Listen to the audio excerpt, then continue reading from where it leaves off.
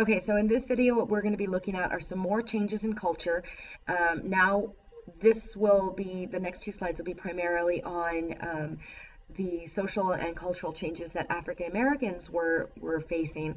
And so in the last video, the last slide talked about the Great Migration, okay? People who were living in the South, who were African American, moved up north because of the promise of better living conditions, more work opportunity, less racism, etc. Now, when they moved up north, it wasn't necessarily as they had expected. There was still racism, and they still needed help adjusting to society. Luckily, they did have organizations such as the NAACP and National Urban League who helped them do that. But what wound up happening was that this migration caused the population in these urban communities to double, triple, sometimes even increase sixfold, okay? You had cities like Chicago, Cleveland, Detroit, all of these places were becoming, New York, heavily populated by African Americans. The population was increasing significantly. Now, because they were still facing that racism, they were segregated into kind of sub-communities, living with each other, okay? And this happened in Harlem, in New York, okay? So Harlem is an area that is in Manhattan, in northern Manhattan, which is in New York.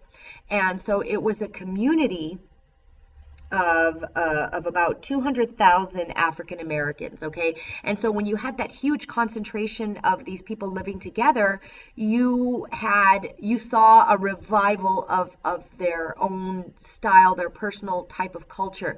And so that's why this particular era in Harlem was known as the Harlem Renaissance, okay? And you've seen that word before, it's a revival of art. So the Harlem Renaissance was the awakening of African American culture. They became very proud of everything that was African American, and it took shape in the form not of just music, but also dance and visual arts. Okay, you had some African American writers. One of the best American poets, Langston Hughes, came out during this time period. Alan Locke, okay, Countee Cullen, who is also another African American leading poet. Zora Neale Hurston, who is one of the first successful African American woman authors, okay. During this time, you also had the emergence of figures such as Marcus Garvey, okay? And his ideas are known as Garveyism.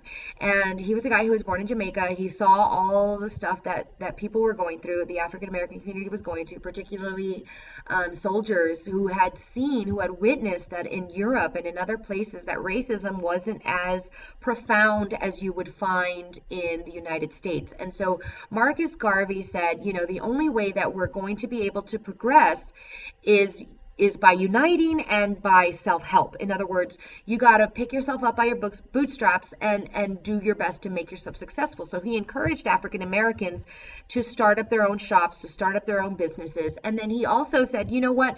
We don't have to live in the United States. We should go back to where we are from and have a prosperous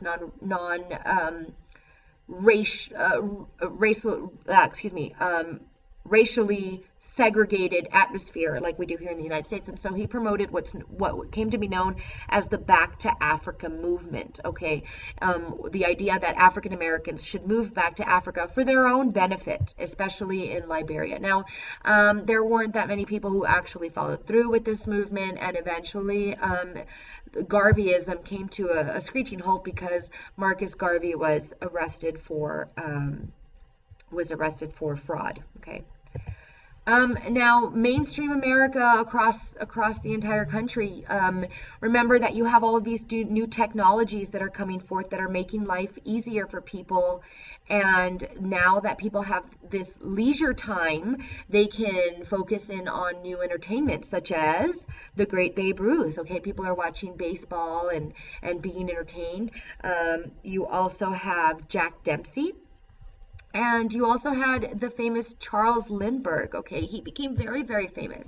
He was the first person to fly solo across the Atlantic. Okay, he took his little plane for 33 hours straight, despite the cold, despite sleep deprivation, and he landed in Paris, and that was a huge feat, and he became very famous in the United States.